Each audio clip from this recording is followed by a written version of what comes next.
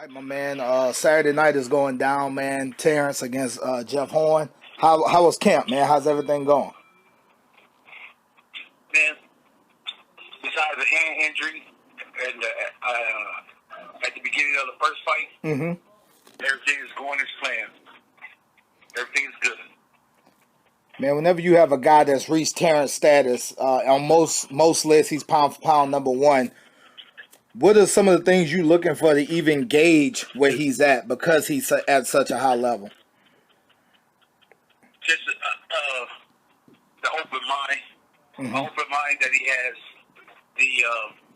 the willingness to keep learning, the looking for the boxing IQ he has in the ring. You know, some days in training, you don't work with him. You don't work with fighters like that. Like every single day of the week, you'll get a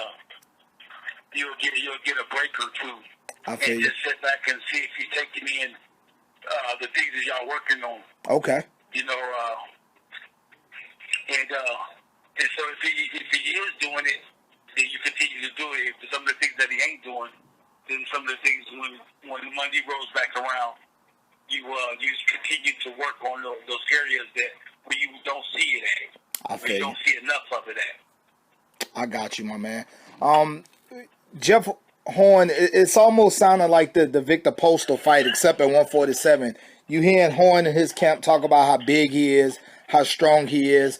We've seen Terence offset bigger and stronger guys. I'm sure that's the game plan this time, just to offset his size. Well, you don't want to give away the game. No, without a doubt. Just, we'll see what he come in there, what he got. That's it. See what he got and whatever he got. We're going to use it again. Do you feel like just because Terence is coming up to 47 that people look at him as a small guy? Because Terence isn't a little bitty guy. But people, I guess the perception is that because he's moving up, he's a small guy. Yeah, it's like a lack of respect, going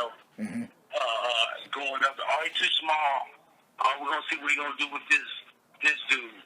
It's a lack of respect. Regardless of what he did at 35 or good at 40 because they're moving up. I feel like he's not getting no kind of respect for even going up to challenge them bigger guys. So, it's just motivation for us to go up there and just knock them off. Ted could have been at 147 because when he came out of the amateurs, he wanted to fight 30 because he was fighting 32. I was like, no, let's stay at 35. So he could have been up at 40, 47 a long time ago. But me, with the knowledge that I had and the team that's around me, we decided to keep him at 35. And then let him gradually move up. Definitely. We've seen guys kind of try to skip divisions and things like that, and it's kind of bit them in the butt a little bit. Was that all things you took in account when you made these moves to kind of gradually move him up? Because I think that was a smart move. Well, one thing we took into consideration is just try to milk the cow as much as we can at each weight class. I feel you. Before we move up, that's what we get. That's what we got. A lot of our notoriety at 35 and 40. Now, if we went from 35 to 47, then everybody you would have got more critics talking shit about us and talking shit about him when he ain't big enough. So just a little bit at a time, So each one weight class to the next weight class, just trying to take over and dominate. When you look at his body structure and knowing everything you know about the fight game, where do you see him finishing at? I know I'm kind of putting the cart before the horse a little bit, but where do you see him finishing? He just might top out at 47, man. I'm thinking. I got you. If a good fight come up at 54, something that's not going to be, something that's not going to be too hard for preparation or too hard for a fight. We might consider it. For sure. When you look at Jeff Horn, Mr. Bomac, what do you take away from Jeff? What do you see in him as a fighter? I see determination in Jeff. That's all I see. Determined to get the job done once he wants to get in there. And he'll do whatever he needs to do to get the job done. So when I look at him, I see determination.